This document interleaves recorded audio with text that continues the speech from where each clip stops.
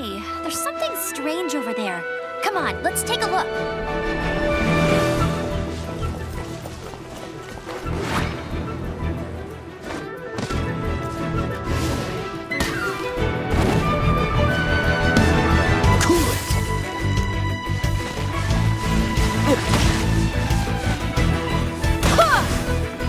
I summon thee!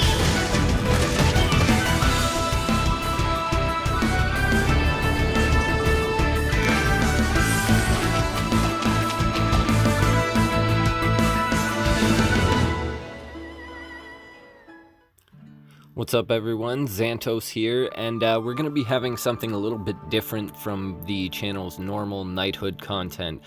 In today's video, we're actually going to be playing a game called Genshin Impact.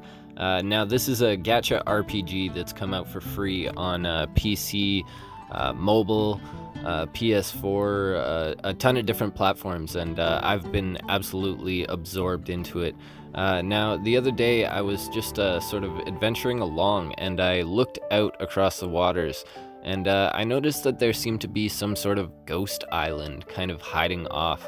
So after gliding down to this rock and looking outwards, I knew that one of the heroes that I had with me had the ability to freeze water in front of him. So I decided to trek out on my journey across the waters, and this is kind of the story of what happened. It was quite the interesting adventure. I didn't expect what I found out there, and I didn't expect the quest that actually came along with it. So this is just a quick little fast version showcasing my way that I managed to get out there. If I had gone regularly, my stamina definitely wouldn't have even made it a fifth of the way there, so I had to make this ice path for as long as I could. But lo and behold, I did manage to make it to the island, and upon making it to the island, I noticed that I had a quest pop up for me. The quest was actually Time and the Wind. And this was really interesting for me. It was the first time adventuring that I had a side quest kind of just pop up from discovering a new area. So I definitely wanted to figure this out and get to the bottom of whatever this riddle was. When I came over to the compass that was kind of sitting over here, the sundial, Paimon told me that there was definitely secrets on this island. So after adventuring around for about an hour using my secret vision, I finally managed to stumble upon this rock over here. And after bashing it a whole bunch, I managed to figure out that there was a book underneath as well, a ragged notebook. Now, this was one of the first times in game that I had to go in and actually read a book in order to figure out more of the parts of the quest line. This was another thing that I found very interesting about this quest. So when I popped it open, one of the things that really stood out to me was the fact that it said it feels particularly strange around here at 2 a.m. to 5 a.m.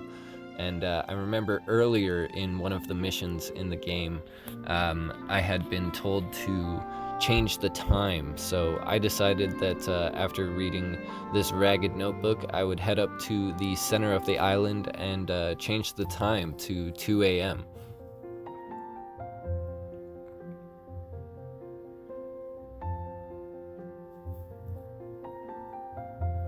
Now, after letting some time pass, I got back to the island and decided to take another peek around with my vision, and now, lo and behold, there was some things that were lit up that hadn't been before. I was on the right track with whatever I was doing for this quest, so I decided to look around a little bit more and notice that there was a green floating sort of orb at the back. I remember in another earlier mission that I had played as well that I needed to use the arrow magic force in order to destroy it. And when I did, I got this extra little side quest that popped up that was disperse the 3 clusters of wind around the island. So I managed to bop around using the special vision. That was the only way that these things were visible. I kind of just bounced around the island. They had a bit of a glow to them, so you could see the standout outline of them normally with the vision. It wasn't too hard to come across all three. I used a little magical lift here with the arrow force, climb to the top,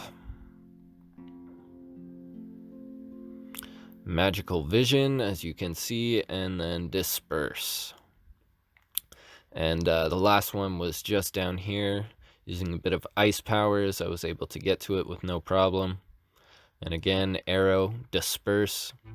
Now, after this strange adventure just kept getting weirder because the center of the island turned into a gigantic tornado. Now, I was so hooked at this point. I was really intrigued. This was probably one of the coolest quests that I had come across yet. So I went into the tornado, of course, and got bopped by something. I noticed there was a big wind orb, and when I attacked it, it actually released a level 35 Eye of the Storm.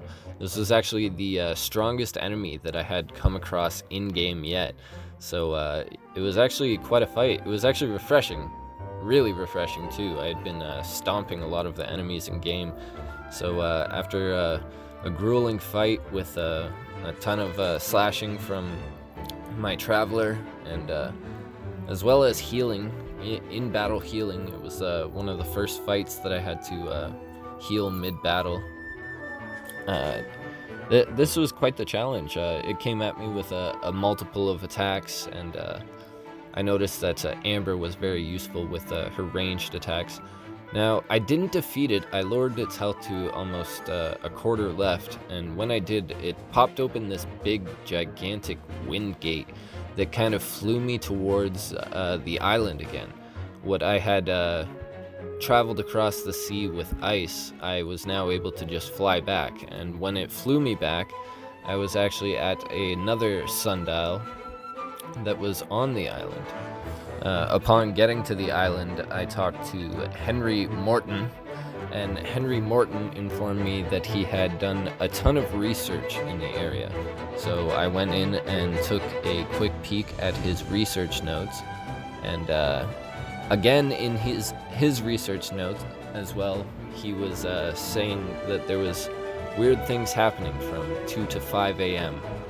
So again, I went in, switched time around, put it to 2 a.m., and with the vision, more of the arrow circles were spawning. Now, this time when I was taking them out, these little slimes were spawning in. These were level 35 slimes. They were some of the toughest slimes that I had seen in-game yet, and the battle was fairly immense.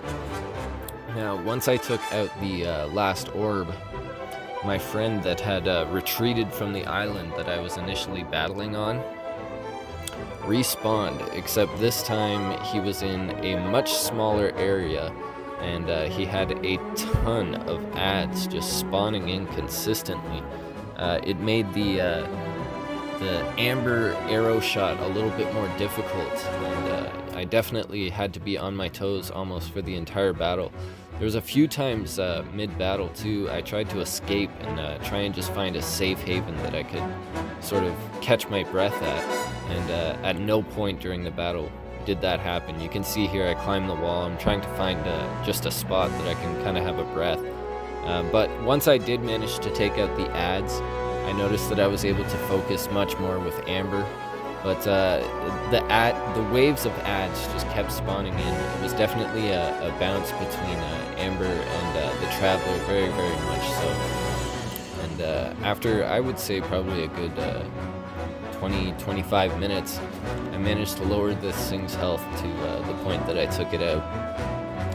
And after this happened, I went over to Mr. Henry Morton again, where I essentially had to explain to him everything I just explained in this video. To which Henry Morton said that he wanted to make it over to the island and try and solve the riddle as well. But I think he may find that somebody has already beat him to it.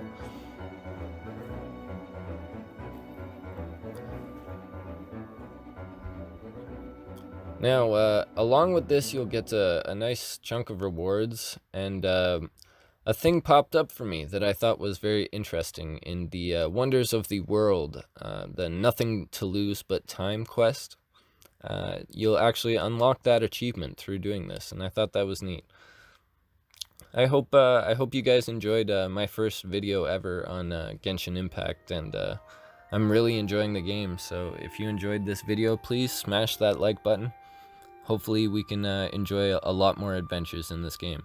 And as always, stay grinding.